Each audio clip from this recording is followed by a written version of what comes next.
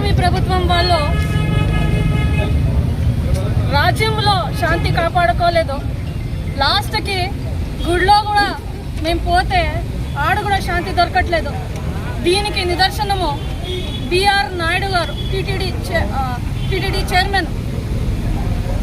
దీనికి ముందే ఆయనకి పదవి ఇచ్చేదానికి ముందే ఒక ఆమె లెటర్ రాసి అతనికి పదవి ఇవ్వద్దండి, అతని క్యారెక్టర్ బాగాలేదు అని చెప్పినప్పటికీ కూడా చంద్రబాబు నాయుడు గారు పదవి ఇచ్చి ఇప్పుడు ఆ రాసలీలలు బయటకు వచ్చినప్పటికీ కూడా ఏ చర్యలు తీసుకోకుండా చంద్రబాబు నాయుడు గారు మరీ వెంట వేసుకొని తిరుగుతున్నారు.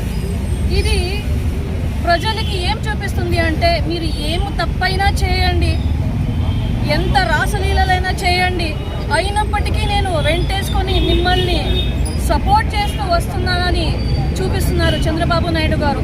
అదే కాకుండా చంద్రబాబు నాయుడు గారి సతీమణి కూడా అన్నదాన కార్యక్రమంలో అతన్ని వెంటేసుకొని తిరుగుతా ఉన్నారు. జనాలకి ప్రజలకి మీరు ఏం చూపిస్తున్నారండి? ఎటువంటి నిదర్శనము మీరు మీ గవర్నమెంట్ నుంచి ఇస్తున్నారని నేను ప్రశ్నిస్తున్నాను. ఇదే కాదు, ఒక టీడీపీ నాయకుడు మార్కాపురంలో గుడికి చెప్పులు వేసుకొని వెళ్తాడు.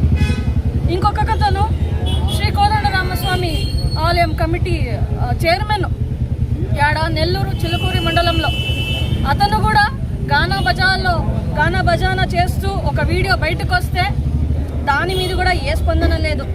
ఇలాంటి వాళ్ళని మీరు గుడికి చైర్మన్ చేస్తున్నారు. గుడి పవిత్రత ఎక్కడికి పోయింది? మెట్లు కడిగే పవన్ కళ్యాణ్ గారు ఇప్పుడు ఎక్కడున్నారు అని నేను అడుగుతున్నాను. జనసేన ఎమ్మెల్యే నిన్న వీణా అనే అమ్మాయి పైన నాకు అన్యాయం జరిగింది అని రోడ్డు పైన వస్తే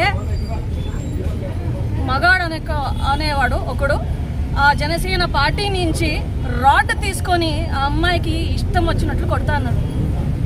ఒక అమ్మాయికి అన్యాయం జరిగితే నేను మరుసటి రోజే అతని అంతు చూస్తానని చెప్పిన చంద్రబాబు నాయుడు గారు ఎందుకు సైలెంట్గా ఉన్నారు? సామాన్య ప్రజరాలిగా ఇక్కడ ఉన్నటువంటి అందరూ వెంకటేశ్వర స్వామి భక్తురాలిగా మేమందరూ అడుగుతున్నాం. వైఎస్ఆర్సీపీ తరఫున టీటీడీ చైర్మన్ ని దింపాలి, అతను అర్హుడు కాదు. ఇదన్నీ తెలిసినా కూడా మీరు వెంట పెట్టుకొని అతన్ని తిప్పుతా ఉన్నారు. ఎంతవరకు సమంజసము?